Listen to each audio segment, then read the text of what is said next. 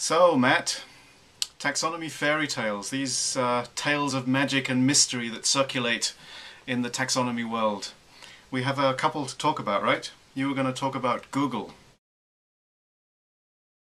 We do. So once upon a time, somebody's on the internet and they go, "Oh, this Google's really good. If only our intranet or document management system or whatever was set up like Google, it would be so much easier. So that's what we'll do. We'll set it up like Google." Okay, so why doesn't that work on the intranet? It doesn't work for a few reasons, but the main one is the fact that intranets are not like the internet, right? And the behaviours that people have are different. The way the content is linked together is different. So on the internet, lots and lots of links between documents, and that's how Google works on the PageRank algorithm. And people tend to satisfy. So in other words, they're looking for something general, like I'm looking for flight times or weather. Whereas inside organisations, they are link-poor environments. I guess the other thing is that, of course, on the internet, you have billions of documents and millions, if not billions, of people all busy making links between content, different pieces of content. Whereas on the intranet, you've got much lower volumes of content and even less activity. Indeed. And I think the other thing is that people are looking for different things. And actually, there's a third issue as well. But for instance, people are often looking for a very specific document on their intranet, whereas they're often looking for more general information on the web. There might be 7 or 8 different, maybe hundreds of different weather information providers. But say I'm looking for one particular HR form on an intranet, that is often a needle in a haystack for all intents and purposes. And the third thing is actually about the amount of invisible effort that goes into making things findable on Google. There is a multi-million-dollar industry in search engine optimization, which is all about making your stuff findable through the Google search engine and its algorithms. And people aren't generally aware of that when they're searching, so they go, all this the Google fairy is gone and made all my stuff all the stuff I need findable, and they haven't seen the huge investments in SEO. Right. Okay, so let's just Google it is not going to work. I think my one of my bugbears is the auto-categorization fairy. I think that this was your analogy. If I sort of go to sleep at night, the auto-categorization fairy will visit and somehow magically sort out all my content. So why doesn't it magically visit and sort out all your content, Patrick? Well, because it's not smart. It doesn't really understand the content because it doesn't understand the context in which the content is used, unless it's told. And this is what the sort of auto-categorization software vendors often don't tell you when they're making the sale. They don't tell you that there's a lot of work. Just like Google, there's a lot of work involved in teaching the auto-categorization engine how to understand your content, putting in rules, for example, that this kind of document belongs to this kind of category or is assigned to this kind of usage. So I've seen clients who have very merrily bought a very smart auto-categorization tool, and then they've discovered that they've got 3-4 months work harnessing their experts, their subject matter experts, to figure out what the rules should be or to refine the search results so that it actually does show up smart stuff. So an auto-categorization tool is almost like raising a child. Yes, and sometimes it needs to be spanked. Sent to bed without any supper. So our third fairy tale was that taxonomy projects, you can just do them, right? And then the taxonomy is done, and then you just let it run. The critical word here is the G word that you're starting to hear a lot more of in the last couple of years, which is governance.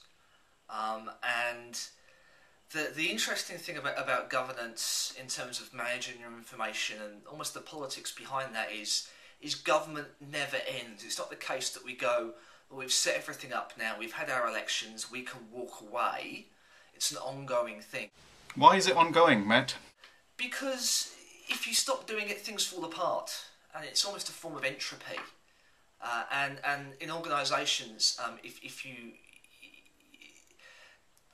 information structures tend to dissipate, almost like kind of physical structures in the universe, and tend towards entropy and chaos.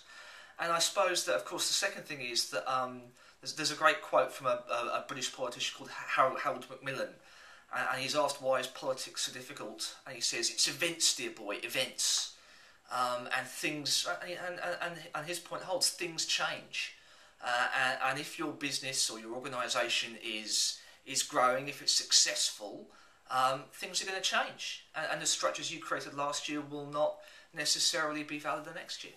I mean, you say that this has been emerging as an issue over the last couple of years, but I can still see a lot of naivety and really quite endearing innocence, actually, around this whole idea of governance. I was sharing with you the other week, you may recall, the tender document that I was looking at, where it said that the portions of the taxonomy shall be delegated out to different departments. So each department has its section of the taxonomy to look after. So they thought that they were looking after governance. Why is that not a good idea, though? It's a little bit like leaving street cleaning to a bunch of people in a pub. Right? It's their street. In theory, they should look after it. But unless they see the importance of it, and more than that, unless they're actually able to commit time, effort, and resources to it, and have access to the equipment they need and the skills they need and all that kind of stuff, it's going to be a disaster. Yeah, and I think the other thing that will happen, of course, is that they will sort of look after their own fiefdom. You know, their section is going to contain all of the stuff that they need, and for common functions across the organisation, then you'll start to get little duplicate silos of taxonomy portions growing up, because there's nobody taking care of the overview, the overall structure and the consistency and integration across the whole structure.